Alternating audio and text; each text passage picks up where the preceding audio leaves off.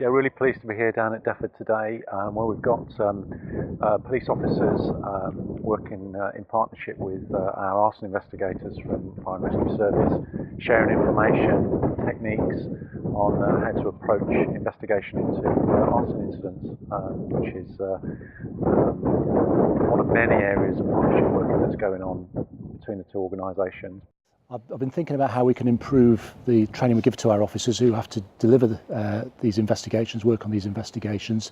As a consequence, I've met up with Martin Lown, who's a group commander for Hereford and Worcester Fire and Rescue Service, and we've developed the day to day, and it's really with a view to exposing the officers to different scenarios, to try and improve on their knowledge and understanding of what they can do, their investigative opportunities, and perhaps above all, improving their confidence in how to do it.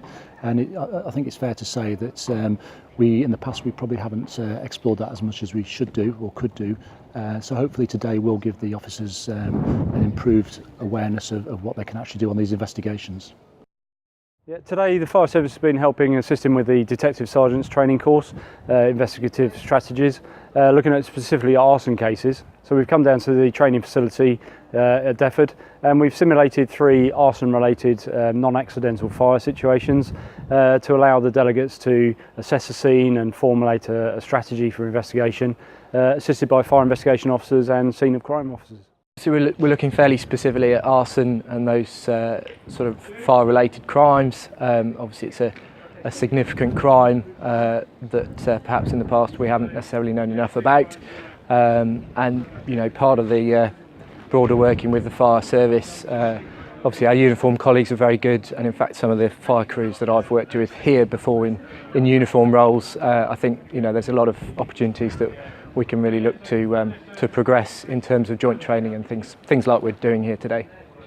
I see these as really the seeds of a whole host of areas of work that we can do together, not only in the operational sphere but also in terms of running 2 organisations, 2 emergency services from a managerial perspective as well, and co-location teams, both operational and non-operational, is all very much on the agenda, and I look forward to that in the future.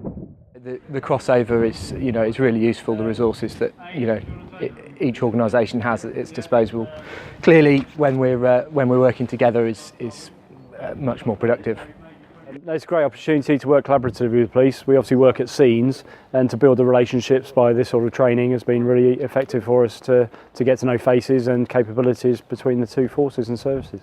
Really interesting afternoon here at Defford with Hereford and Worcester Fire Service, doing a lot of collaborative working with the police around fire, investigations around arson, lots of identification of evidence gathering. I found it extremely interesting, so I'm sure the West Mercia police officers have as well. And just to say thank you very much for the invitation.